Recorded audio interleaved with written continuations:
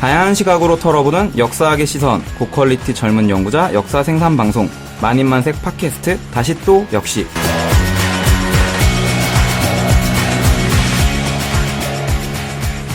안녕하세요. 만인만식입니다. 저희가 모인 게 저희한테는 2주 만인데 다들 잘 지내셨나요? 먼저 아직 낯서니까 한 번씩 돌아가시면서 다시 소개 간단하게 이름이라도 얘기하면서 하시죠. 네, 안녕하세요. 저희 미답입니다. 저번에 말씀드렸던 것처럼 대중문화에 관심 많고요. 일제시대 문화사 쪽 연구하려고 하고 있습니다. 반갑습니다. 네, 안녕하세요. 저는 지롱이고요. 저는 북한사를 공부하고 있고 저번에 말씀드렸다시피 평화를 사랑하는 완력 담당자입니다. 예, 안녕하세요. 목이 메이네요. 2주 만에 만났더니. 저는 백년이고요. 고대사를 공부를 하려고 하는데 뭐 여러 가지 아무튼 잡다하게 하고 있습니다. 예, 지금 대학에서 열심히 우리 학생들을 괴롭히고 있습니다. 예. 네, 저는 가톨릭 신자 금강경입니다. 먼저 본격적으로 시작하기 전에 이번 주에 역사이나 역사학계와 관련해서 주목할 만한 일들이 조금 있었나요? 혹시 뭐 얘기하실 것들 있으시면 잠깐 얘기하고 넘어가시죠. 이번에는 뭐 별다른 일은 크게 뭐 국정교과서 관련된 일도 뭐 없었죠. 딱히 뭐 없었던 것 같은데. 일반적인 일은 안 되나요? 예. 일반적인 일이 뭐가 있나요? 오늘 만우절이기도 하고. 네, 맞네. 오늘은 만우절날 녹음을 진행하고 있습니다. 교복 입은 학생들도 있고. 맞아요. 오늘 프로듀스 101 마지막 회고. 오늘 마지막 회구나. 마지막 회입니다. 우리가 지금 본방을 안 보고 여기 모여 있습니다, 여러분. 저도 진짜 열심히 이거 광고 하나 해야 될 것 같는데. 근데 시기적으로 안 맞을 것 같아요. 왜냐면 방송에 나갈 때가. 그런가? 그렇죠. 말씀드린 이유는 만인만색 저희 신문비 팀에서 프로듀스 101 관련한 101, 제가 안 봐서 안 보는 게 이런 데 티가 나네요. 101은 관련된 문화비평 세미나를 준비하고 있는데 아마 이 방송에 나갈 때쯤이면 끝났을 것 같습니다. 그런 거 해봤자 소용없어요. 픽을 하는 게 중요하지. 세미나 백날 해봤자. 예. 지금 응원하고 있습니다. 파이팅. 요새 막 최애캐 서열도 나오고 그러던데 저는 개인적으로 매우 싫어해서 그 방송을 안 보고 있기 때문에. 저도 그 방송은 싫은데 애들이 너무 예뻐가지고. 애들이 사랑스럽다고는 하더라고요, 사람들이. 요거에 대해서 궁금하신 분들은 혹시 이게 전에 방송되면 신문비 팀에서 제목이 뭐였죠? 프로듀스 101과 한국사회 핑미? 핑미, 대한민국 선거 뭐 이런 거였는데. 그런 거였는데 그거 한번 페이스북 찾아보시고 참석해 주시면 또 좋을 것 같습니다. 만인만색 연구자 네트워크 팟캐스트 다시 또 역시는 카타콤 라디오에서 녹음을 진행하고 있습니다.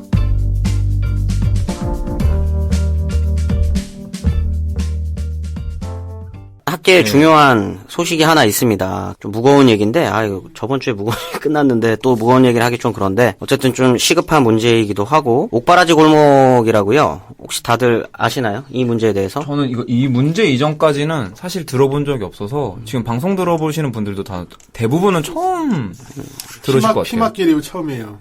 무학동에 위치한 옥바라지 골목이라고요. 이게 지금 서대문 형무소 앞에 조성되어 있었던 공식적인지 아닌지는 모르겠지만 어쨌든 서울시에서 서대문 형무소에 수감하셨었던 분들을 옥바라지 했었던 여관이나 여인숙들이 모여있는 곳이라고 팻말까지 붙여놨었던 곳이거든요. 근데 이제 이곳을 지금 이거 상표 얘기해야 되나? 롯데캐슬.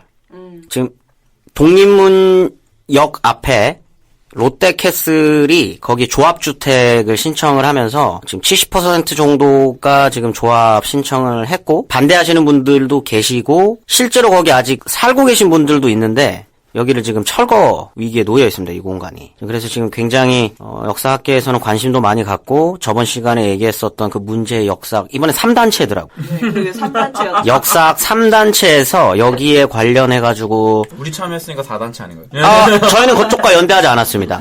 저희는 노동당 서울시당과 녹색당 그리고 이 도시 문제에 꾸준히 문제 제기를 하고 계시는 또 리슨 투 더 시티라고요. 이분들과 함께 4단체. 역사학이 아니라 그냥 4단체. 범사회 조직 이 4단체에서 시청 앞에서 공동성명서를 발표를 하면서 기자들을 불렀는데 아무도 안 왔어요. 아무도 안 왔죠. 기자가 아무도 안 왔습니다. 미디어스에선 좀 왔나요? 안 왔습니다. 아무 공간에서도 안 왔고 아무 데서도 안 왔고 유일하게 지금 무학동 옥바라지가 이거 아니야 너무 무거운 애잔하다. 웃어도 돼. 이게 이제 어쨌든 이 무학동 옥바라지 골목이 이 문제에 대해서 집중하시는 방송사가 한 군데가 있는데 거기가 CBS입니다. CBS 라디오 PD가 신임 라디오 PD, 1년차 라디오 PD 이분이 라디오 다큐멘터리를 제작을 하고 계셔서 저희랑 함께 계속 같이 이제 인터뷰도 하고 그쪽도 같이 둘러보고 뭐 요런 게 됐는데 잠깐 이 옥바라지에 대해서 잠깐 설명을 해드리면 서대문 형무소 앞에 있는 거고 서대문 형무소가 어떤 공간이냐라고 하면 너무 다들 잘 아시지 않을까요? 서대문 형무소. 근데 그렇죠. 이게 서대문 형무소가 대부분은 이제 일제시대 때 독립운동하고 민족운동 하셨던 분들이 잡혀있는 곳으로만 많이 선전되고 알려져 있지만 사실은 해방 이후 민주화 운동을 했던 분들이 잡혀간 곳이고 80년대까지 계속 수감자가 있었고요. 그게 이제 87년이었나요? 그때쯤에 이제 옮겼습니다. 경기도 지역으로 이전을 하게 되면서 서대문 형무소가 기념관 형태로 지금 바뀌어 있는 상태입니다. 서대문 형무소라는 공간은 항일, 방독재, 여기 상징과 같은 곳으로 민주화. 제도권이 만든 역사관이라고 이제 불리는 공간으로 재편이 됐죠. 근데 그 건너편에 제도권의 시야에서는 어떻게 보면 이제 비역사적 공간인 거죠. 제도권의 입장에서. 근데 이제 역사학계에서 최근에 젊은 연구자들이 뭐 저번 시간에도 얘기했지만 뭐 서벌턴 얘기들이라든지 다양한 주체들에 대한 얘기들을 했지 않겠습니까? 서벌턴은 지난 방송에도 설명드렸는데 뭐 이번 방송을 처음 듣는 분도 계실 테니까 기존에 말하고 있었던 뭐 시민 아니면은 민족, 뭐 계급, 노동자 이렇게 단일하게 설정됐던 주체가 아니라 그 주체들에 의해서 배제되고 소외됐었던 다양한 주체들을 말합니다. 대표적으로 여성, 장애인, 또 아니면 인도에서의 서벌턴 연구 같은 경우에는 농민을 말하기도 하고요. 이 정도로 간단히 말씀드릴 수 있을 것 같습니다. 어쨌든 그런 역사 주체들의 그 삶을 역사화해야 된다라고 하는 어떤 문제의식 속에서 그런 측면에서 바라보면 옥바라지 골목이 재역사화될 필요가 있지 않겠나 이런 문제의식에서 역사학단체라든지 저희 만인만생 연구자 네트워크에서도 이것이 철거되는 거에 반대한다라는 목소리를 지금 내고 있습니다. 굉장히 어떻게 보면 중요한 얘기고 이게 사실은 국정교과서랑도 떨어진 문제가 아니거든요. 그렇죠. 뭐가 역사냐, 뭐가 역사가 아니냐가 선택되어지고 배제되는 거를 되게 시각적으로 보여준다 할수 있죠. 서대문 형무소는 보존되고 사실 민주화보다는 이제 항일의 어떤 성지로서 되게 기념되는 반면 그들을 위해서 같이 노력하고 고생했던 어떤 공간이라고 하는 옥바라지 골목은 철거되고 파괴되어 간다라는 건 되게 시각적으로 보여주고 있는 거죠. 이 문제에 대해서 적극적으로 연대해서 목소리를 내고 계시는 역사학자가 사실 후지 다케시 선생님이라고 일본 연구자고요. 한국의 이제 그 족청계라고 하는 이범석 연구를 하시면서 이제 훌륭한 연구서를 냈죠. 제3세계와 파시즘 사이에서 제가 책 광고 해드렸습니다. 후지 선생님. 얼굴에 미남입니다. 아이고, 잘생기셨습니다. 그럼요. 저번에 가서 만나뵀더니 자기의 팬클럽이 한 80명 정도 되신다. 버리기 없이 말씀하시죠. 말씀하시죠.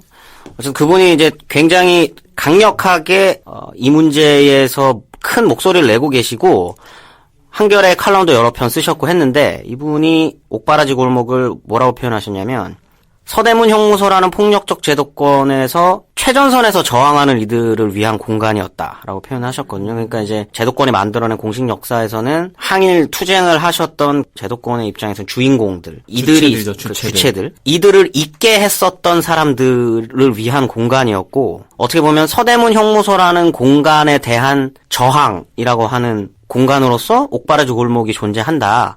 요렇게 이제 표현을 하신 바도 있습니다. 사실 이 부분 관련해서 저희가 만인만색에서 저희 컨텐츠 출판팀이 있습니다. 그쪽에서 지금 다음에 스토리 펀딩을 시작하려고 하고 있는데요. 거기서 지금 식민지 시기의 옥바라지 골목을 연구를 해서 글을 쓰신 선생님이 계십니다. 그래서 그 선생님을 다음 시간에 모시고 그 얘기를 진행해 보려고 하고 있어서요. 일단은 여기까지 얘기를 하고 더 궁금하거나 살펴보고 싶은 청취자분들께서는 일단 후지다케 선생님의 한겨레 컬럼을 보시면 좋을 것 같고 그 다음에 아마 이걸 들으실 때쯤에는 저희가 스토리 펀딩을 하고 있을 것 같아요. 하기를 바래요.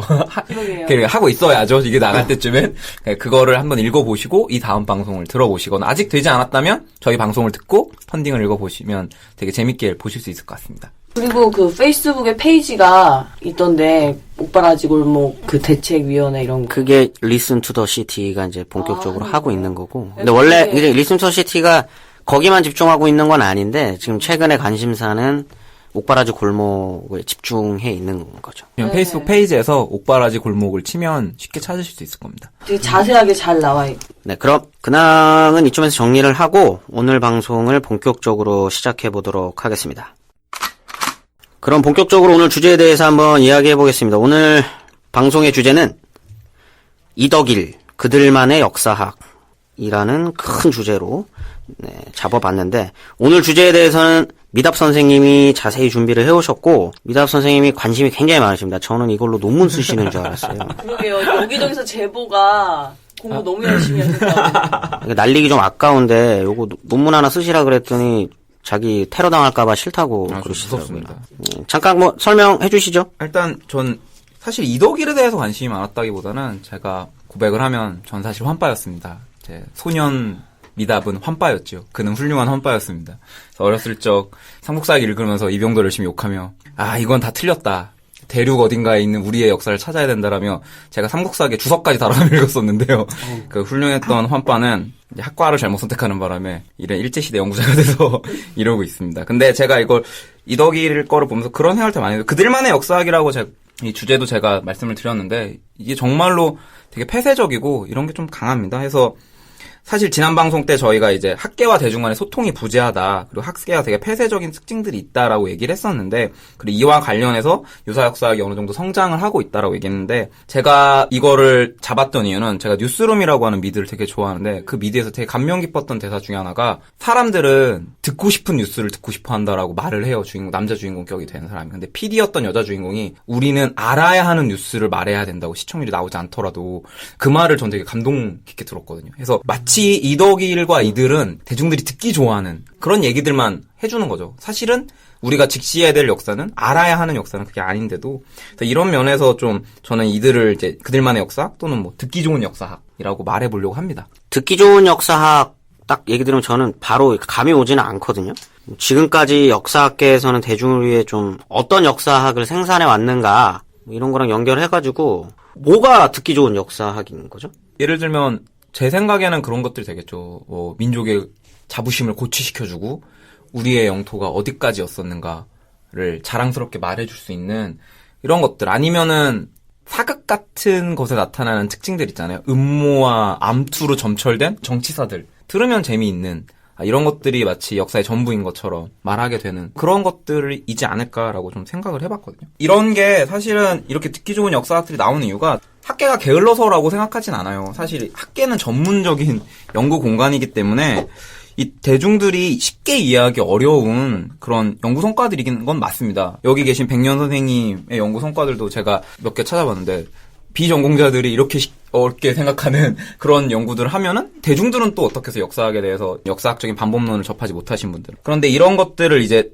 쉽게 사람들에게 전달해주는 중간 필자라고 하는 개념이 존재한다고 합니다. 저도 이거를 얼마 전에 발견했는데요. 또는 저희가 쉽게 듣는 건 이제 역사 저술가라고 하는 개념이에요. 그래서 전문적으로 본인이 연구를 하는 건 아니지만 대중적 글쓰기를 하는 거죠. 쉽게 어려운 연구들을 알기 쉽게 전달을 해주는 이런 사람들을 이제 중간 필자라고 하는 거죠. 대표적으로 중간 필자라고 하면 떠오르시는 분들이 좀 있나요? 작년엔가 돌아가셨던 그 남경태 선생님. 남경태 선생 같은 경우가 뭐 종횡무진 시리즈였나요? 네, 맞습니다. 그거 좀 있고, 또 박은봉 선생이었나? 한국사 백장면이라는 그 책은 본 적 있어요. 한국사 편지. 네. 그런 거 했던 그런 분들. 그리고 사실은 뭐 이화 선생님이 가장 대표적이죠. 사실은 대중이라고 하기엔 너무 아카데미컬한 측면에서 좀 영향이 있겠습니다만, 아무튼 그런 경우. 강준만 선생님. 맞아. 근현대사 쪽으로는 강준만 선생님이 뭐 압도적이시죠. 또 저는 한 권으로 읽는 시리즈. 한 권으로 읽는 영규인가요? 영규형. 네. 영규형. 이분도 네, 이분도 조선왕조실록? 네, 한 권으로 읽는 조선왕조실록. 한 권으로 고려왕조 조선왕조까지 괜찮았고. 근데 그 이외 상부왕조실록을 3개로 쪼갤 때부터 이분이 또 그래서 환해세로 빠지고. 환의 세계에 들어가시면서 이제 대륙 고구려 백제시라는 환이에요. 네, 이런 식으로 가시게 되셨죠. 역사학 전공 하셨던 분들 중에는 중간 필자로서 역할을 하셨던 분들이 누가 있을까요? 없나요? 전혀 뭐 전무하다고 할 수 있나? 최근에 신병주 선생님 약간 그렇게 역사저널 그날에 되게 열심히 나오시면서 하고 계시죠. 전우영 선생도 뭐 이렇게 볼 수 있는 건가요? 전우영 선생님도 그런가요? 근데 전우영 선생님이 올리시는 트위터는 약간 역사 쪽에 어떤 아니 트위터가 아니더라도 뭐 우리 역사는 깊다, 서울은 깊다 이런 연구들이 그러면 있거든요. 저희가 그 책을 아직 안 봤는데 뭐 그러면 그렇게도 볼 수 있는 거죠. 사실 저는 역사 전공자는 아니지만 사실 개인적으로 되게 좋아하는 중간 필자 뭐 역사 저술가로는 박시백 선생님. 그죠. 네, 조선왕조실록을 보면서 저는 정말 이게 비전공자가 이렇게까지 열심히 공부를 해서 학계 연구 성과들 바탕으로 극화해서 그림을 그리는 거잖아요. 이런 부분은 되게 좀 뛰어나다라는 느낌을 강하게 받았습니다. 그 중에서도 오늘은 우리가 좀 살펴봐야 될 사람이 아까 전에 얘기했었던 것처럼 이덕일 선생님이신 거죠. 이덕일입니다. 굳이 굳이. 이렇게 많은 중간 필자들이 있는데 이덕일을 봐야 할 이유가 뭘까요? 제가 이덕일을 봐야 한다고 생각했던 이유가 소년 미답이 환빠이던 시절은 사실을 잘 몰랐어요. 환빠이던 시절보다는 이제 역사를 들어와서 공부를 하고 어느 정도 관심을 가졌을 때 기이하게도 이분 책을 한 권도 안 읽었습니다. 근데도 전 이분을 되게 좋아했었거든요. 이렇게 쉽게 역사를 서술해주고 오국사기라고 하는 책 같은 경우에는 제가 저건 꼭 봐야지 하면서 끝까지 안 봤어요. 그래서 그 정도 좋아했었는데 이분이 가진 중간 필자 중에 가장 큰 특징은 드물게 역사 학위를 가지고 있다는 거죠. 박사 학위를 가지고 있고 무엇보다 대표적인 건 5만 부를 기본으로 하는. 냈다 하면 베스트셀러. 그리고 한국의 대중역사학이 갖고 있는 기본적인 틀들 있잖아요. 사도세자 성군설 드라마로도 나왔었고 정조는 뭔가 엄청난 개혁군주일 것 같고 그다음에 최근에 가장 히트쳤던 사극 정도전도 감수도 맡으셨어요. 이 정도로 되게 대중들이 좋아하는 역사의 어떤 큰 틀을 만드는 그런 사람이고 현재 가장 크게 또 이슈가 되고 있는 분이시기도 하죠. 식민사학과의 전쟁. 그 최전선에서 가열찬 투쟁을 하고 있습니다. 호는 천고이시고요. 천고. 네, 천고. 뭔 뜻이죠? 저도 처음에 이거 보고 이거 무슨 뜻이지? 라고 생각을 했어요. 하늘천자를 쓰시는 게 아니더라고요. 사마천의 천과 간고의 고를 따서 엄청나신 분이네요. 천고라고 하신다고. 누가 지어줬을 수도 있는데 아무튼 그거를 본인 스스로 본인 책에 쓴다라고 하는 건 나르시시즘이 조금 세신 분이거든요. 선생님, 전 그렇게 생각하지 않습니다. 아니 뭐 나르시시즘이 뭐 범죄예요? 예전에 꽤 있어요. 두개 이병도 뭐 그다음에 뭐 그렇죠. 옛날에는 있었죠. 삼불 김원용, 두 개. 삼불 김원용, 일개 김철준 다 있었죠. 이걸 제가 조사하면서 인터넷도 많이 뒤졌는데요. 이병도 선생님 2개의 호를 따서 2개 마왕이라 불리시는. 누가요? 이병도 선생님을 이제 약간 환빠를 비판하기 위해서 그 말을 일부러 써요. 그러니까 니들이 너무 이병도 악마화하니까 얘네들 비판해서 2개 마왕은 세종대왕도 세뇌시켰다 뭐 이런 식으로 해서 그 지리지에 보면은 낙랑군이 한반도에서 다 나오거든요. 그러니까 이것 봐라. 2개 마왕의 마력은 이미 시대를 초월했다라고 막. 이게 오늘 이제 이덕일 선생님에 집중하는 건데 소재는 이덕일이지만 어떻게 보면 크게 주제를 잡는다면 잘 팔리는 역사학인 거죠. 그렇죠. 대중에게 잘 팔리는 역사. 그런 의미에서 사실 이덕일만이 아니라 이덕일의 어떤 주장에 어떤 합류해 있는 이덕일류의 역사학자들이 꽤 있거든요. 근데 역사학자라기보다는 그렇지. 저는 뭐냐면 원로 학계 선생님들이 많으신 것 같아요. 그래서 이걸 역사학자라고 불러야 되느냐 아니냐도 좀 문제가 될 것 같아요. 그렇죠. 어쨌든 이덕일류의 주장을 재생산하는 자들이 있다. 그렇죠. 역사 애호가. 역사 애호가. 애호가도 좋죠. 기호인. 근데 이게 이덕일에 대한 일단 저는 제일 재밌었던 게 처음에 조사를 시작하면서 제가 얼마나 광범위하게 조사를 했냐면 저는 이덕일 선생님의 대부분의 책의 서문을 읽었고요. 책까지는 다 못 읽겠더라고요. 책을 워낙 많이 170편 써요. 170편. 이거 어떻게 다 읽어요? 어떻게 해. 해가지고 그리고 인터뷰를 좀 많이 뒤졌어요. 인터뷰를 어떻게 하셨나 좀 생각을 볼 수 있기 때문에 이제부터 그냥 사회자분이 말씀하신 것처럼 소재로 볼 거기 때문에 존칭은 저희가 비하해서가 아니라 객관적 소재로 보기 때문에 존칭은 생략하고 얘기하면 굳이 왜 존칭을 써야 돼요? 이덕일이라고 해도 되잖아요. 이소장. 이소장이라고 하죠. 이소장. 혹은 뭐 덕사마 뭐 이런 것도 있죠. 덕사마. 이소장인 이유는 한가람연구소 소장이십니다. 한가람연구소. 네. 요거 좀 설명해 주시면. 이거 설명이 불가능합니다. 이게 제가 한가람연구소 홈페이지를 들어가 봤는데 소개는 되게 흔히 말하는 이제 식민사학 주류 강단사학계는 다 식민사학의 쩔어꾸린 이에 맞서 싸운다라고 하는 게 소개고요. 연구소 소개도 동일합니다. 그래서 우리는 이제 대륙성과 해양성에 기초한 그런 역사를 한다라고 되어 있고 연역이 준비 중이에요. 연역이 준비 중이고 그다음에 회원이 누군지가 안 나와. 간사나 임원 이런 사람들이 조직도가 안 나와. 네, 조직도가 안 나와요. 그래 연역을 보고 싶었던 이유가 어떻게 만들어졌나가 되게 궁금했는데 안 나오기 때문에 그냥 기사로 제가 조사해본 바로는 이따 얘기하겠지만 97년에 이제 이덕일이 이덕일 박사 학위자. 박사 학위자. 박사 학위자가 이덕일 백수. 이덕일 박사 학위자가 아니야 박수는 매우 짧을 겁니다. 왜냐면 박사 학위자가 박사를 내자마자 책을 썼잖아. 그렇죠. 그러면서 한가람 요소 소장이라고 본인을 소개하세요. 이덕일 작가께서.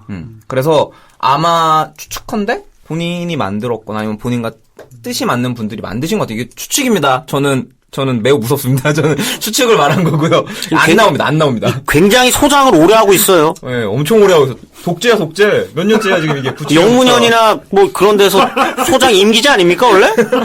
이분 지금 그 90몇 년부터 네. 계속 소장이에요? 97년부터 지금 계속 소장이십니다. 수령이네, 그래도 수령. 후가 안 일어나네. 쿠쿠가 일어날 만큼 사람이 있는지는 전 그렇게 생각하지 않습니다.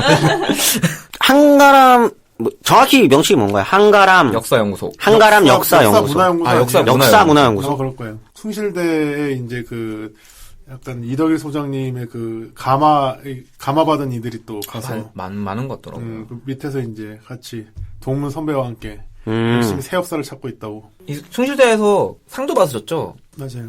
역사자, 뭐, 올해의 역사자? 근데 뭐 웃긴 게 저기 숭실대 사학과 선생님들은 별로 안 좋아하고 있는. 그럴 것 같아요. 애들이 그래서 이덕일을 좋아해서 성실대에 왔다가. 근데 일단 중요한 건 제가 지금 언론의 이분에 대한 평가를, 이덕일에 대한 평가를 읽어요. 이거 좀 심각합니다, 이거. 경향신문에 따르면, 경향신문입니다, 여러분.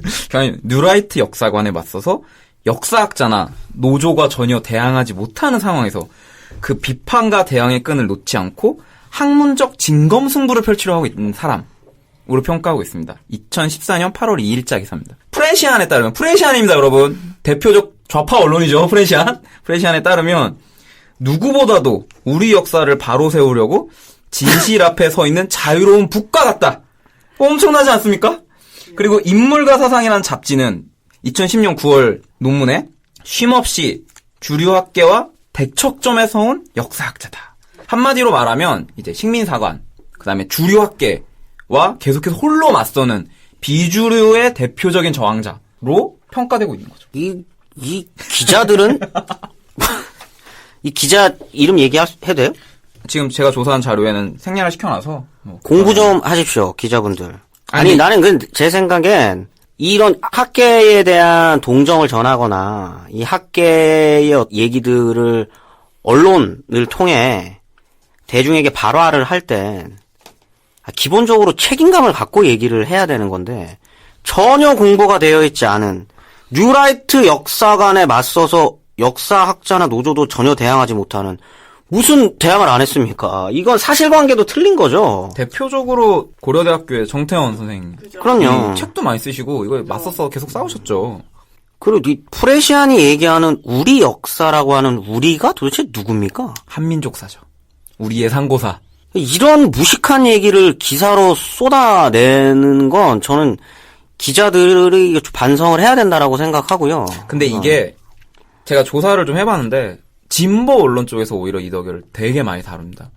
한겨레가 압도적이고요. 오마이뉴스도 엄청 다룹니다.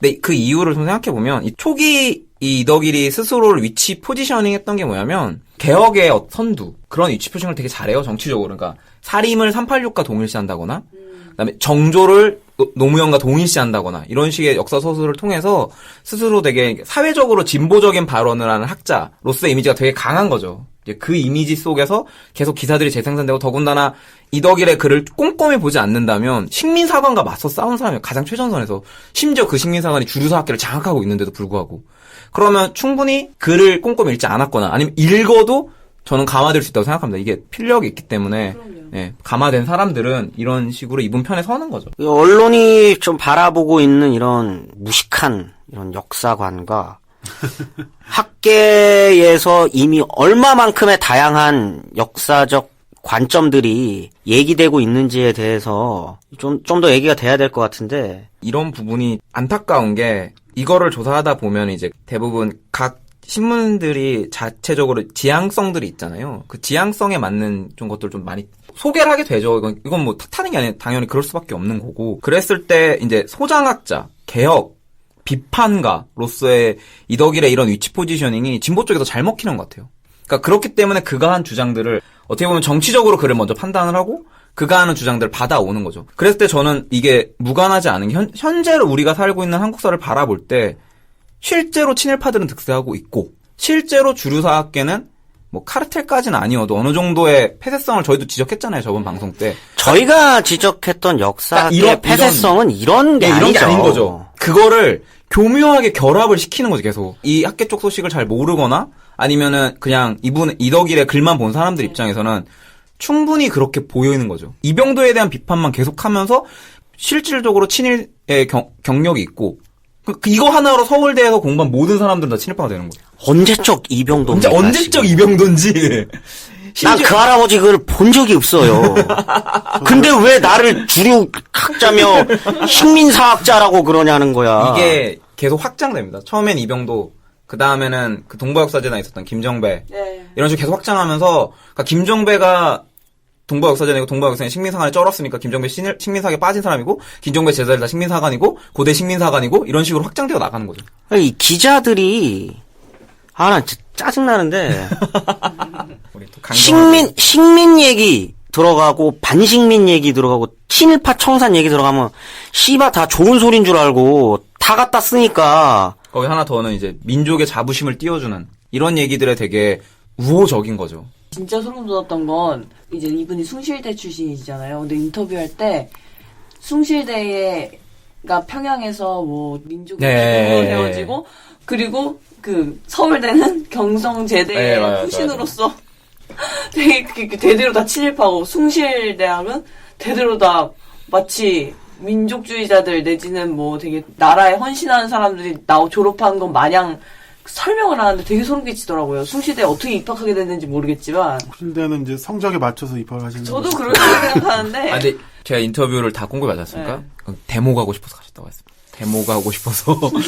네, 데모 가고 싶어 대학을 갔다, 자기는. 숭실대가 운동권으로 유명한 학교인가요? 모르겠습니다. 금시초문인데. 저도 어쨌든 뭐, 대학은 이제 데모 가고 싶어서 갔다고 밝히고 있습니다. 참고로 잠깐 팁을 드리자면 숭실대는 그 논스톱에 나오던 학교가 숭실대입니다. 아, 그렇습니다. 아. 정말이에요. 논스톱이라면, 시트콤이죠. 시트콤 논스톱. 조인성 장나라. 나왔죠.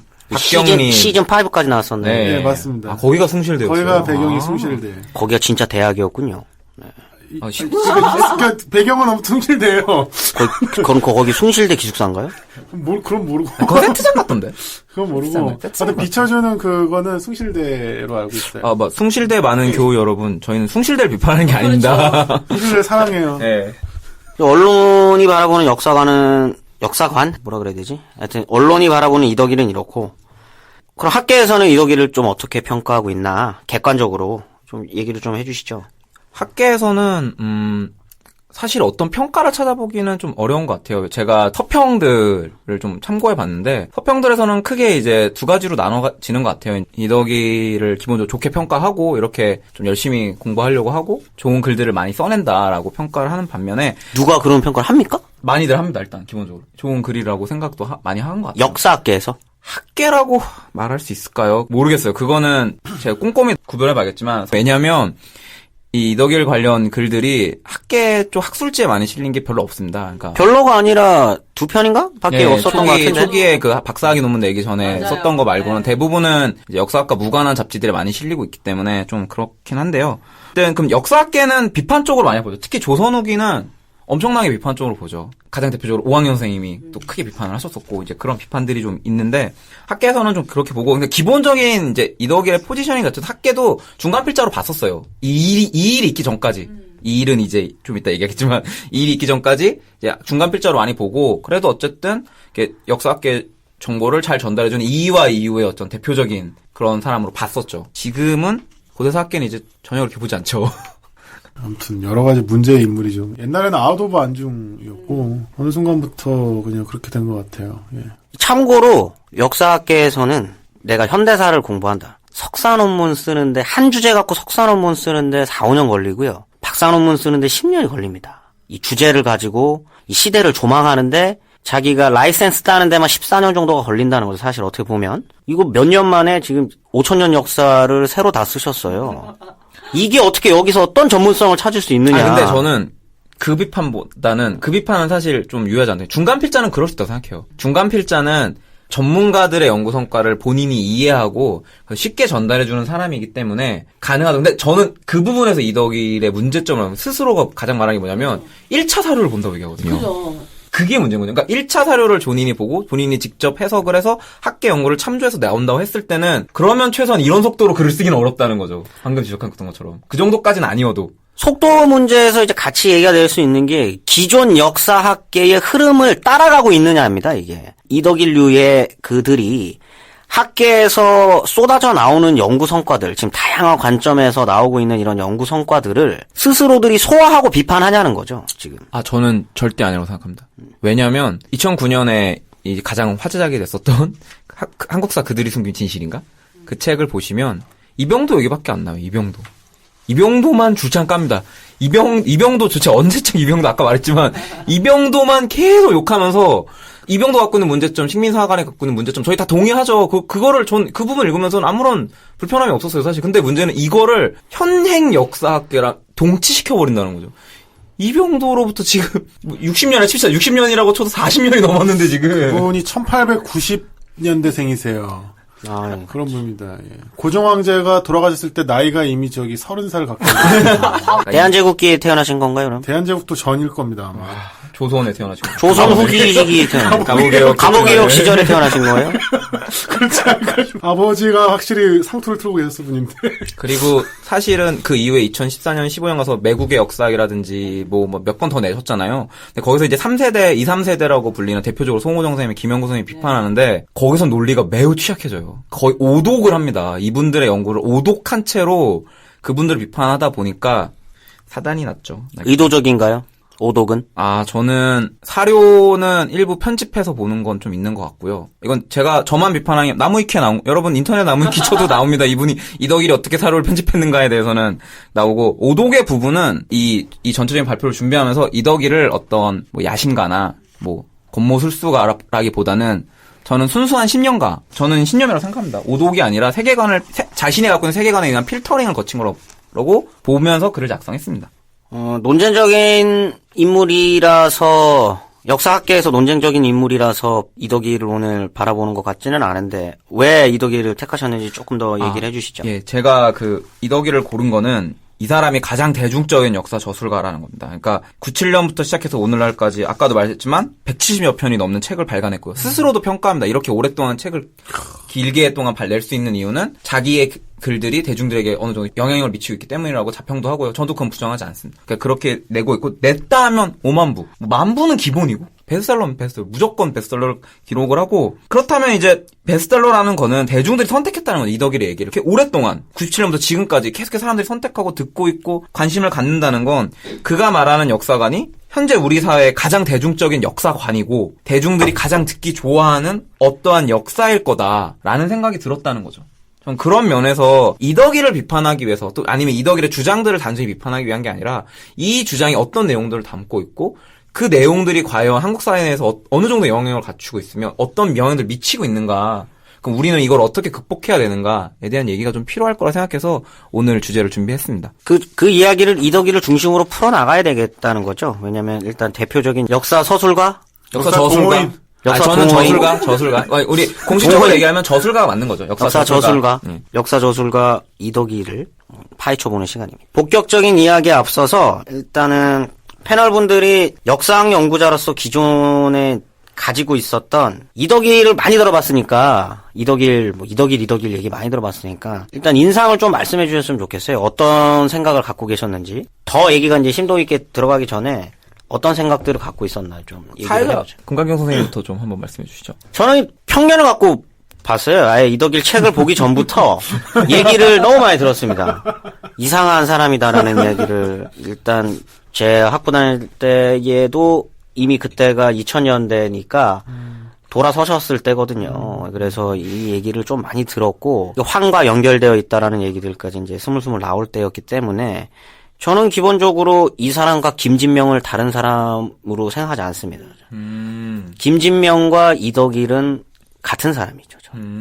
약간 그 정도에서 이덕일을 평가하고 있었습니다. 저는 사실은 제가 별로 이렇게 그게 없어요. 나중에 계속 방송을 하다 보면은 많이 실체가 드러날 텐데, CCBB에 대해서 이렇게 좀 명확한 관념이 없어서, 사실 뭐 그냥 그럴 수도 있지 않나. 물론 제가 어렸을 때는 뭐 이렇게 이덕일 씨가 이렇게까지 사고를 안 쳤기 때문에도 있지만은, 저는 서점에서 책을 읽어본 적은 없고 보다 보니까 이 숭실대의 사학과를 나오셨더라고요. 그래서 내가 개인적으로 지금은 많이 또 완화됐지만 그때만 해도 사실은 우리나라 더 좀 학벌 사회였으니까 그래도 이런 또 물론 숭실대도 좋은 대학이지만은 이렇게 나와서 또 나름대로 책을 이렇게 해서 사람들한테 호응을 받고 되게 좀 멋진 사람이구나라고 생각을 했었어요. 그냥.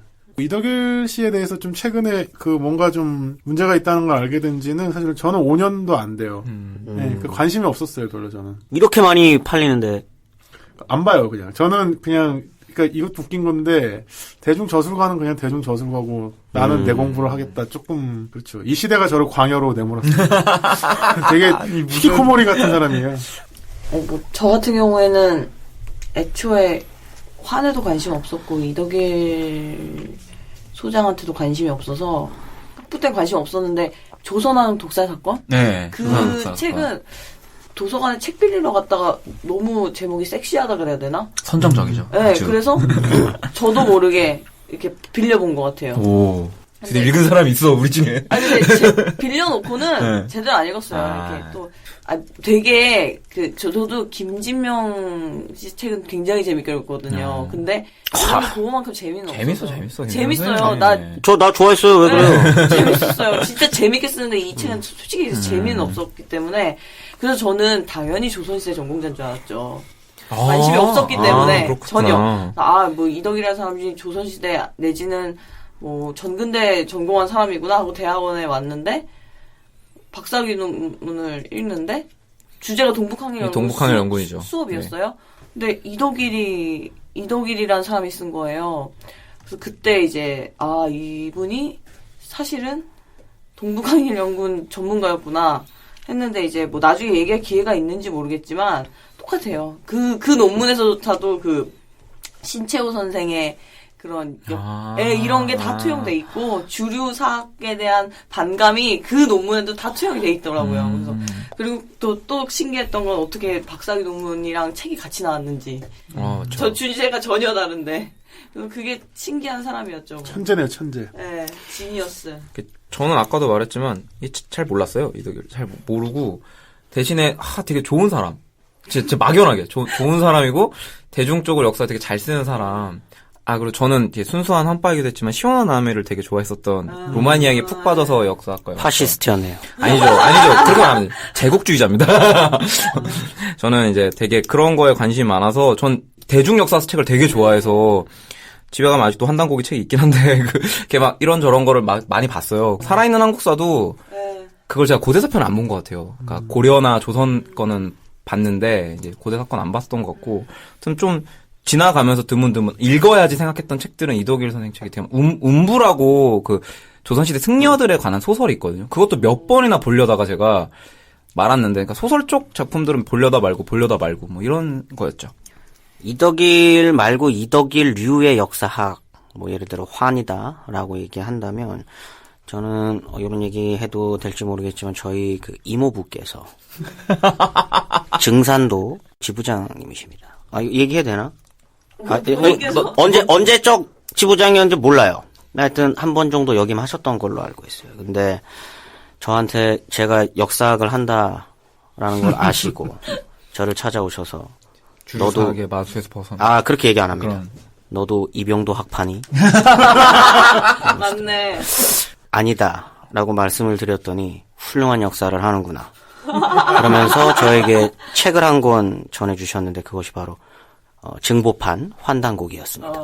빨간색 표지로 되어 있는 한자로 되어 있어서 처음엔 사실 못 알아봤어요. 그래서 환단고기를 주면서 이모부께서 설명을 하셨죠. 지구에 곧 가을이 온다. 이건 증산 우리 종교 비하 됩니다. 더 가면 이제 아니 왜 비어요? 그런가요? 지구가 아닙니다. 우주입니다. 맞아. 우주의 가을이 오면 지구가 이 자전축이 0도로 바로 서게 되고 그랬을 때 계룡산에서 우리 또 계연수와 연결되지 않겠습니까? 계룡산. 그래서 계룡산에 땅을 사두면 거기만 선택받은 곳이기 때문에 살아날 수 있다. 그런 말씀을 해주셨었죠. 그래서 이제 우리 역사가 얼마나 위대한 역사인가에 대해 설명을 해주시면서 고조선이 잘 나갈 때는 인구가 1억이었다. 이런 얘기. 가능합니까, 이게? AD 서력 전후, 그러니까 그 기원 전후의 인구가 원래는 1억이라고 보다가 요새는 2억 정도로 보기도 하고 그래요. 올라갔네. 전체 전 세계 인구의 절반이 고조선이. 근데 이제 그건 기원 전후가 아니라 거기 있는 고조선은 거의 한 BC 한 3,000년 아. 더 전이기 때문에 그때 인구는 거의 뭐 세계 인구 5천만 좀 되지 않나요? 대단한. 어쨌든 그때부터 제가 화환이라고 하는 거에 관심을 갖다가 제 지인 중에 여기에 관심 있는 사람이 한 명 있거든요. 그 연구자 중에 김 씨라고 있어요. 김 씨가 요런 류에 조금씩 관심이 있는데 같이 책을 보다가 그분이 페이스북에 이런 거를 올리셨었죠. 영어의 기원은 한글이다. 영어의 기원은 한글이다. 근데 이게 지금 이러면 안 됩니다. 왜냐면 이덕일은 한단고기 얘기를 하는 사람이 아니에요. 아니, 그건 아니지만 네, 이게 엄연한 차이가 있습니다. 이덕일 류의 그런 역사학 아까 뭐라 저수를, 그랬죠? 역사 저수를 하시는 분들이 실제로 하고 있는 얘기예요. 이게. 근데 이덕일류는 이분들의 논지는 되게 중요합니다. 이게 왜 제가 지금 발끈하냐? 한단고기의 옹호자들은, 환빠들은 환단고기만 얘기합니다. 환단고기가 옳은 거예요. 근데 이덕일은 아직은 그렇지 않고 삼국사기 초기 기록을 가지고 충분히 우리의 위대했던 역사를 설명하고 계시죠. 그게 조금씩 넘어가면은 영어가 한글에 기원을 둔다라는 얘기로 나가는 겁니다. 수메르인이 한민족에서 떨어져 나간 거예요. 수미리국. 근데 저는 그러지 않을 거라 보는 이유가 이렇게 공부를 해야 돼요. 이래서 이덕일의 연구를 꼼꼼히 보면 음원 변형을 되게 싫어하십니다. 비과학적이라고. 그러면은 제가 알고 있는 그 멕시코도 아닌 거죠. 참고로 이 멕시코는 지금 멕시코를 뜻하는데 멕시코 이게 되게 그 책이 제목이 기억이 안 나니까 나중에 찾아보세요. 그 멕시코 관련 연구인데 그분이 우연치 않게 멕시코로 여행을 가셨습니다. 근데 거기 어떤 멕시코 꼬마아이가 엄마한테 뭐라고 외치는 걸 들어요. 뭐라고 외치냐? 엄마! 아빠한테 아빠! 라고 외치는 걸 듣는 거죠. 그 얘기를 보고 이거다. 근데 왜 멕시코는 멕이꼬일까? 왜 그들은 자신들을 멕이꼬라고 부를까? 그게 메기족에서 왔다고. 우리의 예매에게 맥족. 거기까지 간 거죠. 맥족이 그분의 문제의식은 이겁니다. 고구려가 존나 잘 나갔어. 고구려가 존나 잘 나갔는데 신라가 이겼네? 근데 고구려가 존나 잘 나갈 때 고구려 사람들은 졸라 많았을 거야. 이 많은 사람들이 역사서에 더 이상 등장하지 않는다는 거죠. 베링해협을 건넌 거예요, 그래서? 이 사람들이 시베리아로 갑자기 갔다가 발해를 설명할 때 갑자기 다 말갈족이라고 나오니까 되게 설명 사람들이 베링해협을 건넜네. 이 말해가 굉장히 중요합니다. 여기서 왜? 고구려 사람들이 그렇게 많았는데 다 어디 갔냐 이거지. 인구 구성에서 20%밖에 차지하지 않는다. 이 많은 고구려인들은 어디로 갔을까? 멕시코로. 이분들이 멕시코로 가는 거죠. 이덕일 선생님은 그러지 않으십니다. 이덕일 선생님은 이런 얘기를 하시는 분이에요. 이 음원에 따른 변형을 매우 비판적으로 보시기 때문에 이병도 비판의 주요 이유 중에 하나입니다. 서라버리 사로고 이거 아니다라고 이덕일 선생님 보시거든요. 이건 다 음운 변형이라고 되게 싫어하십니다. 역사소설은 아닌데 김진명의 책에 보면 그런 얘기도 나오죠. 바둑판이 144개의 그게 있는데 이 점을 세보면은 이세돌인가요? 이세돌이 얼마 전에 그 알파고랑 했었던 그 바둑, 144개의 수가 있습니다. 그 144개의 수를 잘 한번 찾아보면은 성경에 나와요. 성경 요한묵시록에 14,400 천사들 등장을 하면서 일곱 나팔에 대한 이야기들이 나오는 거죠. 그런 얘기들을 하시면서 이거 봐라. 바둑은 어디서 왔나? 한국인이 전통적으로 했었던 이 게임이었다. 이런 거 설명을 하시면서 바로 이 성경을 이 구약 성경을 한민족이 쓴 거다라고 이제 얘기를 하시는 거죠. 그런 식의 서술들이 넘쳐납니다. 다윗이 상투를 틀었다 뭐 이런 거. 그렇죠. 이게 이렇게 웃고 넘길 일이긴 한데 의외로 되게 엄청나게 영향력을 갖고 있는 건 사실인 거죠. 이거 믿는 사람 되게 많아요. 그럼요. 멕시코 믿는 사람 실제로 있습니다. 멕시코 그거 네이버 책 검색 찾아보시면 그 댓글도 많습니다. 우와. 그런 이게 실제로 대중적으로 지금 먹히는 제가 이 책을 왜 봤는 줄 아십니까? 네이버 책 순위 50위권 안에 있는 책입니다. 이 책 지금. 50위권 안에 있어요. 지금 이달에 많이 팔린 책 50위권 안에 있는 책이에요. 하지만 오늘의 주제는 환단고기는 아닙니다. 여러분 환단고기는 이덕일 평가에 따르면 이제 실제일 수도 있긴 하지만 그게 그러니까 환이냐 환이 아니냐가 중요한 게 아닙니다. 지금 이덕일 유라고 제가 통칭해서 부르는 거에는 어떤 강한 민족주의. 강한 민족주의라고 하는 것, 그 다음에 역사 서술 주체로서 우리라고 하는 거에 그치. 집중을 하는데 이 우리가 그리고 영토의 광대함을 강조하는. 멕시코는 영토의 강대함은 아니에요. 아니죠. 우리가 거기까지 지배했던 거죠. 멕시코가. 우리가. 그분은 지배했다라고 떠났다, 보지 않습니다. 떠났다. 떠났다. 엑소더스. 엑소더스. 어머나. 베링 해협을 건너는 거죠. 다 우리 거죠. 잉카 제국이 이게 고구려의 연장선에 있는 거죠. 그런 노아이하고 식의 설명하시는 거지. 이게 영토주의는 아닙니다. 그분은 그렇게 다 함부로 폄하하지 마세요. 알겠습니다. 제가 잘못했습니다. 제가. 저희가 피드백을 받기 위해 계정을 하나 만들었습니다. maninpod@gmail.com이라고요. 스펠링을 불러드리면 maninpod@gmail.com으로 앞으로 진행될 방송에 대한 피드백이나 질문사항 같은 거 있으시면 이 주소로 보내주시면 되겠습니다.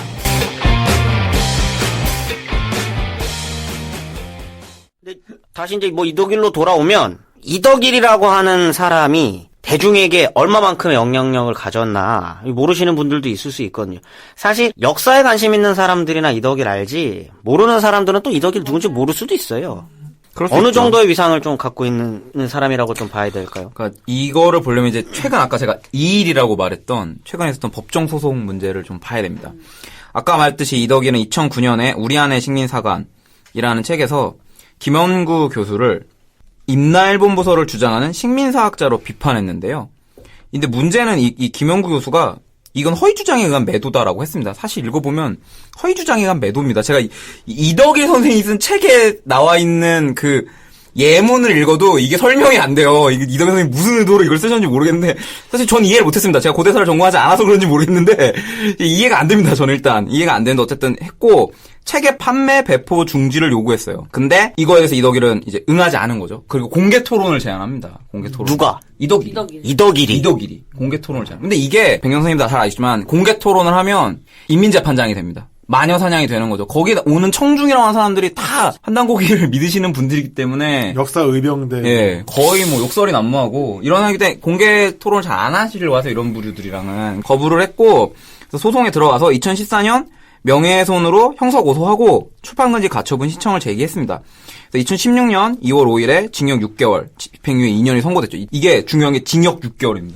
그러니까 죄질을 매우 나쁘게 본 거예요. 검찰의 설명에 따르면 그런 근거 없다. 김종 교수는 그런 주장 한 적 없고 일단 그렇게 봤고요. 그 다음에 허위로 이 사실을 알면서도 했다는 게 포인트였어요. 그러니까 이덕일 정도 공부를 한 사람이 이 책을 읽고 이 사람이 식민사학자라 말할 선 안 되는 건데 그렇게 말한 걸 보면 알면서도 그렇게 했다라는 게 또 있었고요. 그다음에 또 하나는 그 자신을 피해자로 만들면서 식민사학의 카르텔에 대한 피해자로 포장을 하고 이 사건의 논점을 역사 논쟁으로 흐리렸다. 여러분들 역사 문제인데 왜 역사 논점을 흐리려 했냐 되게 궁금하시죠?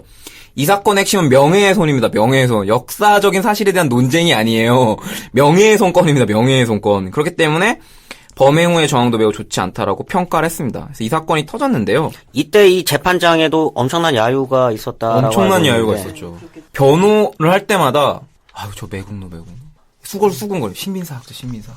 왜? 검찰도 친일 검찰이기 검찰이야. 공권력은 다 똑같은 놈들이니까. 얼마나 무섭습니까 이게. 친일파가 청산 안 된 게 대중들의 인식 속에는 이렇게 재생산이 되는 거죠. 이제 그거를 이덕일은 굉장히 잘 이용하고 있는 사람 중에 하나일 수도 있고. 엄청나죠.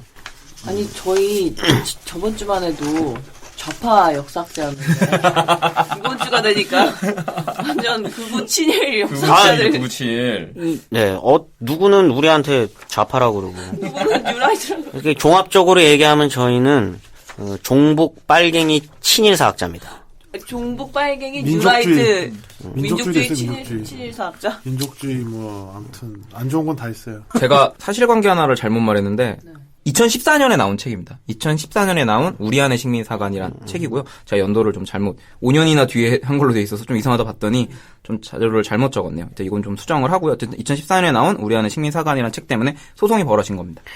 소송 문제부터 좀 이야기를 하면 모르겠어요. 어떻게 보면은 역사 해석의 문제를 사법부가 법이라는 것을 무기 삼아서 역사 해석에 관여했다라고도 볼 수 있을 것 같은데 이거는 역사학자들인 저희가 봤을 때 아무 문제가 없다라고 얘기해도 되는 건지 어떻게 생각하시나요? 어쨌든 물론 이거 명예훼손이다라는 게 포커스에 맞춰져 있지만 역사적 해석에 대한 전문 지식이 없는 사람들이 이 문제에 관여해서 법적인 제재를 가한 건 맞잖아요. 네, 맞습니다. 사법부가 개입을 한 거죠. 예. 이거에 대해서 좀 얘기를 나눠야 될 것 같은데 어떻게 생각하시죠? 이게 완전 요즘 이것도 요즘 사건이지만 근현대로 넘어오면 약간 재고의 위안부랑 그렇죠. 이거 그쵸. 박유화도 이제 사건이 비슷한. 근데 저는 이거 봤을 때 역사 해석 이전에 그 명예훼손이라는 게 더 우선시 돼서 이것에 대해서 문제가 될 거란 생각은 하지 않았었거든요.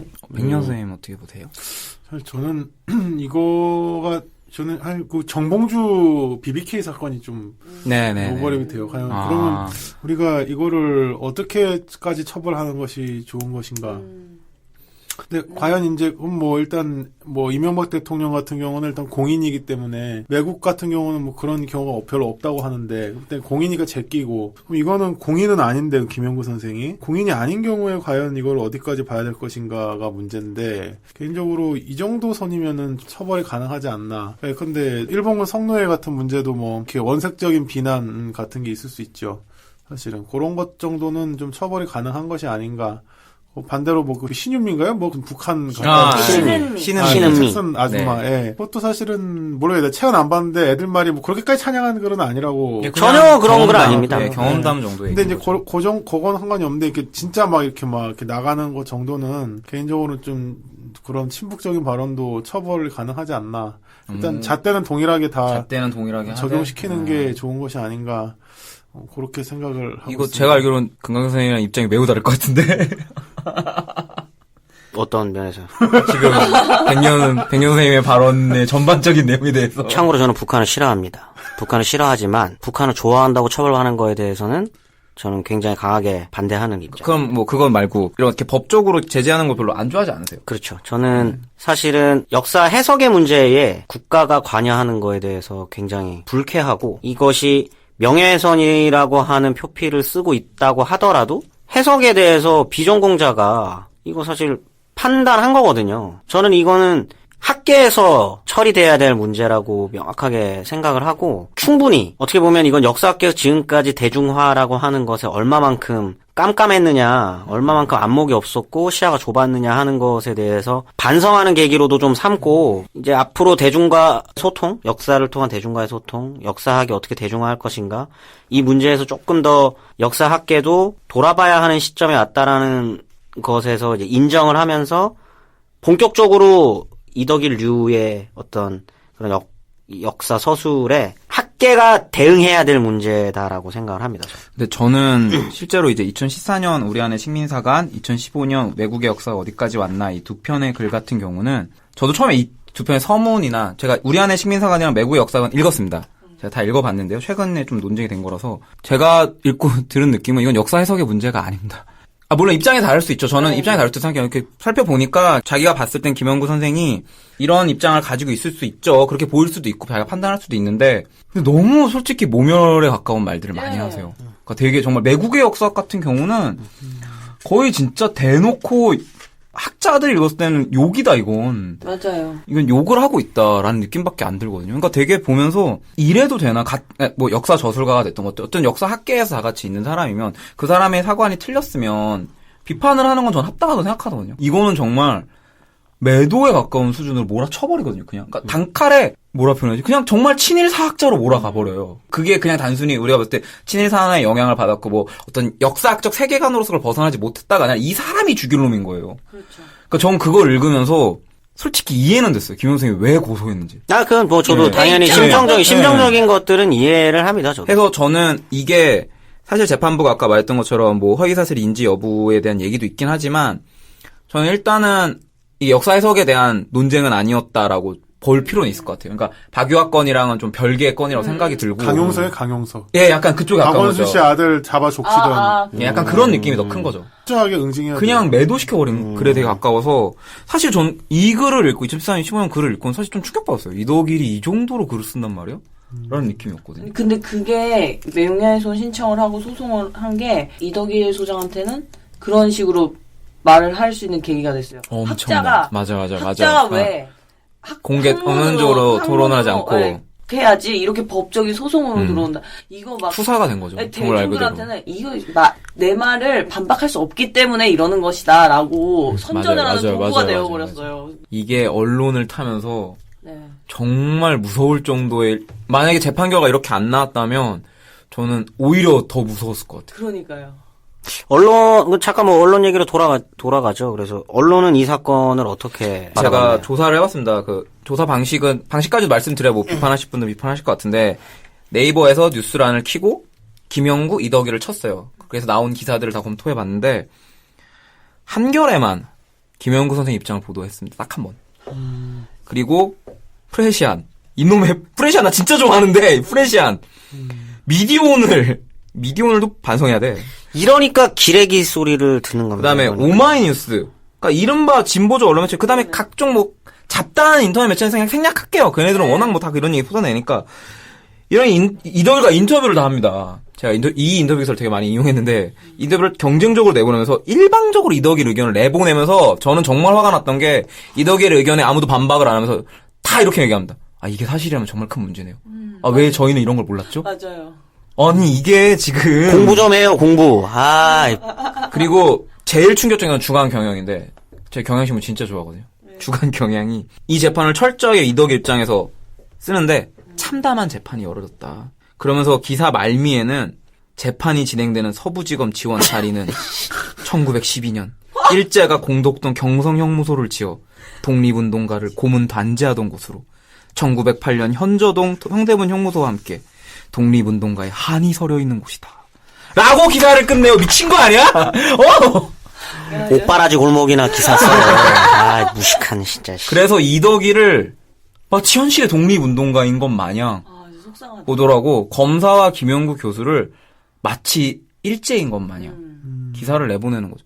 이때 그리고 이 검사가 김영구 교수랑 뭐 동각사대랑 같이 있었다는 것도 같이 달아나요. 마치 저 검사놈이 식민사학자랑 함께 일했던 그런 놈이라는 뉘앙스도 풍겨요. 그러니까 이게 하여튼 그러고 근데 이때 언론 기사가 이런 그렇게 나오면서 되게 엄청나게 충격적인 거죠.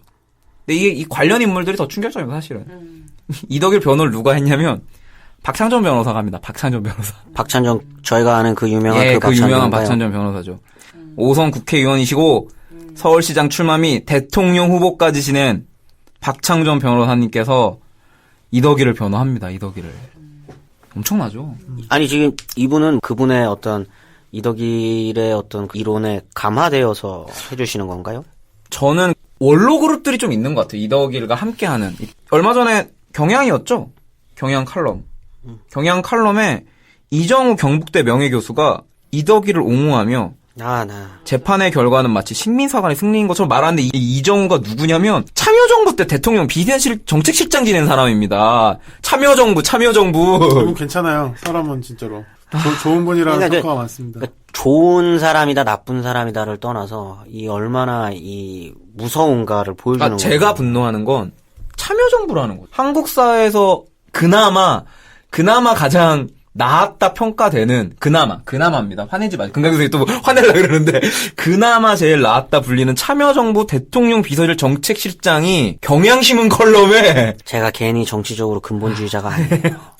다를 바가 없습니다. 종부세 아마 만들 때 좀 아마 역할을 했을 거예요. 이정우 선생이. 근데 이게 전공이 다르니까. 그러니까 전공이 다른데 왜 명예교수라는 타이틀만 기사에 딱 나가면서 뭔가 이쪽에 원로 교수인 것처럼 이게 포장이 되면서 지금 역사학계가 마치 식민사관 카르텔에서 아직까지 벗어나지 못하고 이런 주장들을 계속적으로 반복해서 재생산해낸 고신양 얘기하는 게 저는 이건 기자들이 진짜 양아치 같은 짓 하는 거라고밖에 생각이 안 들어서 좀 문제가 굉장히 많다라고 생각이 듭니다. 기자들 입장이라고 생각을 해봤어요. 제가 역사 공부를 안 하고 제가 기자입니다. 박찬종이 변호하고 이정우 경북대변인 컬럼을 쓴다는데 일반적인 상식으로 이 사회를 바라본 사람이면 이덕일이 뭔가 크게 잘못하지 않았나 보다 라고 생각할 수 있는 거죠. 기자들도 그런 거죠. 그냥 보면. 뭔 소리예요. 그럼 생명공학과 가가지고 알파고 얘기하는 거랑 뭐가 달라 이게. 그런 거죠. 참 저는 되게 좀 이게 안타깝더라고요. 되게. 다 공대면 다 같은 거예요? 공대면? 그 정도 수준의 얘기를 하고 있는 거죠. 그러다가 이제 또 최근에는 이제 학문 사상의 자유란 얘기를 들어서 원로교수 50여 명이 이분들 명칭이 있습니다. 학문의 자유와 나라의 정체성을 지키는 시민 모임에서 성명서를 발표하고 반박 기자회견도 했습니다. 누굽니까? 정확히 이 사람들. 정확히는 다는 안 나오는 것 같아요. 그 신문 기사에 언급됐던 분들은 대부분의 경우에는 사회학을 하셨거나 뭐 정치학을 하신, 그러니까 사학으로 묶이는데 한국사는 아니신 것 같아요. 보면은 대부분 중국 쪽이시거나 아니면은 다른 데서 외국에서 대학을 보내신 분들 계셔서 대부분 같은 경우 법학, 공학, 뭐 장관도 많이 지내셨고 의대부는 뭐야, 저 사람? 의대분도 계시는 거죠. 이런 분들이 주로 이제 많이 참여를 하셨고요. 해서 좀 되게 어이가 없었던 사건 중에 하나죠. 법대, 의대, 공대, 사학도 몇 분 계십니다. 사학이 어디 있어요? 공대. 맨 앞에 사학 계시잖아. 한국사가 아니에요. 한국사는 아니세요. 중국사. 중국사. 중국사. 요즘에 이게 원로 교수분들이 이거 바쁘게 공부하시고 학생들 가르치다가 이제 늙어서 퇴임하시고 공부도 본인의 연구 영역에서는 한 획을 그었다. 모든 뭐 걸 이런 불태우셨어. 생각을 하셔서 그런지는 모르겠는데 역사가 굉장히 만만한가 보네요. 이 이제 역사 쪽에 관심을 기울이시는 원로 분들이 많으세요. 굉장히. 그게 저는 만만하다고 보기보다는 이렇게 보시는 거죠. 미진하다. 고대사학 연구가 미진하고 시민사학이 판치고 있고 친일파들 득세하고 역사가 아직 올바로 서지 못했다라는 우국 충정에 저는 그렇게 생각합니다. 근데 그 의도가 좋다고 근데 결과가 좋은 건 아니잖아요. 저는 의도는 좋을지 몰라도 확실히 문제가 있다라고 생각합니다. 저희 아버지가 좀 있으면 원로 교수가 되시는데 아버지 듣고 계신가요? 요즘에 책을 읽으시더라고요. 고대사를 좀 안 읽으시고 박시백 선생님 책 추천해 주세요. 그래요. 고대사는 안 읽으시는데 건국과 부국 그런 거 아닌가요? 아닙니다. 이거 그 학원 강사인데 그 메가스타디 학원 강사로 유명한 서민석? 사람 말고. 아, 네. 김태성. 아니. 아니야, 그럼 이비인후과 인문학 하시는 분이 그 사람이 쓴 됐어요. 넘어가. 근데 저는 다른 거는 다 뭐 넘어가더라도 이종찬 우당 장학회 이사장이란 분께서 뭐 이날 회의를 뭐 우당. 주재하셨다는데 우당입니다. 우당. 이회영. 우당 이회영입니다. 이회영. 아니 이덕일 소장을 옹호하는 사람들이 죄다 그거 독립운동 기념사업회에서 쪽 다- 다 계시는 분들입니다. 자 정말 그러니까 이거는 이분들을 제가 이걸 꼭 집어 얘기하는 거 이분들 비판하려는 게 아니라 이 이덕일이 말하는 사관이 그러니까요. 이쪽에 되게 많이 지지를 받고 있다는 거죠. 한국의 지금 독립운동의 후손들에게 실제로 독립운동 순국선열 애국지사 후손과 독립운동가 기념사업회 일동에서 순국선열 애국지사 후손 179명이 이덕일을 옹호하는 성명서를 발표합니다. 이덕일이 이런 영향력을 갖고 있는 거죠. 이런 사람들에게 지지를 받고 있는 거고 한국 사회에서. 어쨌든 한국 사회에서 영향력이 꽤 있는 역사 저술가인 것은 뭐 확실한 거네요. 확실하죠. 그리고 진보라 불렸었던 그리고 독립운동과 민족운동을 했던 사람들의 지지를 받고 있는 거죠. 그럼 당사자, 어떻게 보면 이게 당사자인데 김영구 교수로 대표되는 역사학계라고 하는 당연히 하나로 묶일 수는 당연히 없겠지만 역사학계 얼마나 다양합니까? 입장이 다르죠. 지금 얼마나 입장이 다르고 관점도 다르고 사관도 다른데 어쨌든 역사학계에서는 이것에 대해서 어떤 좀 대응을 했었나요? 일단은 뭐 백년 선생님이 더 잘 아시겠지만 고대사에 연구했던 소장학자들 중심으로 2016년 역사비평 봄호에 현 이 문제들과 관련된 역사학 논문을 발표했습니다. 그때 제가 알기로는 저변에 이어서 또 등장하시는 기경량 선생님과 이 정도면 후원회원을 해보셔야죠. 기경영 선생님. 그 다음에 제가 두 분까지는 확인했거든요. 위가야 선생님, 예, 위가야. 정부. 가짜가야. 페이크 가야. 아, 안 돼. 네. 여러분, 이런다고 아재 아재 개그가 개그. 되는 게 아닙니다. 이게. 아재예요. 아재 개그가, 아니, 아재가 한다고 아재 개그가 아니라고요. 이게 아재라서 지금. 아재 개그 한 거지. 페이크 가야. 아재야. 위가야 선생님, 명예훼손으로 고소하시오. 아니 근데 이 양반이 진짜로 가야사를 안 해요. 진짜 위가야예요 보면은. 그만하시라고요. 안정준이라고 있고, 예, 저도 뭐 예, 활약을 준비 중입니다. 예, 그 다음에 고대사학계에서 대중강연을 하고 있고, 그 대중강연의 결과들을 컬럼으로 지금 계속 내고 있다고 알고 있습니다. 네, 그래서 맞습니다. 제가 본 거는 이제 고려대학교에 계시는 박대대 선생님이 컬럼을 실는 등 이제 좀 고대사학계 중심으로 활발한 이렇게 대응들을 해나가고 있는 상황이죠. 왜 역사학계가 이렇게 대응을 함에도 왜 이덕일이 뭐가 이렇게 매력남인가요? 뭐가 그렇게 매력이 있는 거죠? 유튜브에서 강연 찾아보시면 목소리는 좀 깹니다. 목소리가 좀 발음이 안 좋으세요, 좀. 따라할 수 있을 것 같은데. 여러분, 이게 나랍니까? 이렇게. 그렇죠. 한 번도 못 들어봤어요. 나도 한 번도 못 들었는데. 아, 이게 너무 유튜브에도 나와요? 이런. 이게 나라가 맞습니까? 막 이렇게. 이거는 비하한 게 죄송합니다. 아닙니다. 성대모사로. 성대모사를 한 겁니다. 망했습니다. 죄송합니다. 제가 지금부터 이제 이덕일 주장이 갖고 있는 매력들을 살펴봐야 되는데, 저희가 또 다 역사 전공자들 아닙니까? 그래서 사상사적 반법론을 채용해서, 그 어렵다는. 예. 그 사상사. 사상사적 반법론을. 요즘에 사상사 하시는 분 누구 있나요? 제가 합니다. 천재가 아니면 할 수 없다는 사상사. 사상사. 고대 사상 문화, 뭐.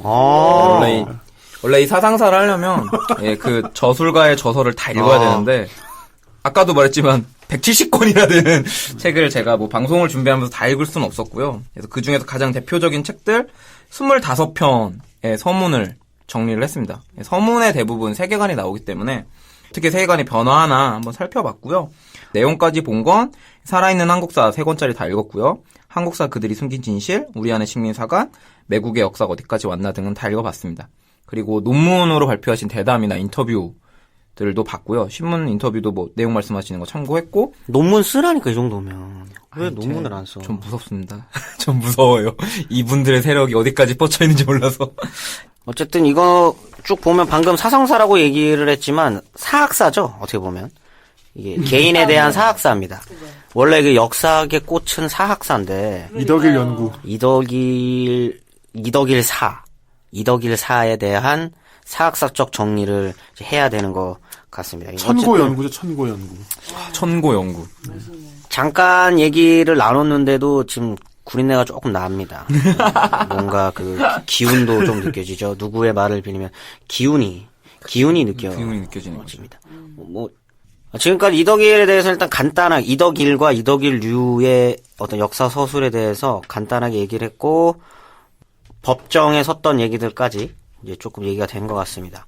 사실 이렇게 영향력이나 이런 거 얘기를 많이 했는데 사실은 이덕일의 진짜 재밌음은 그의 주장들에 있죠.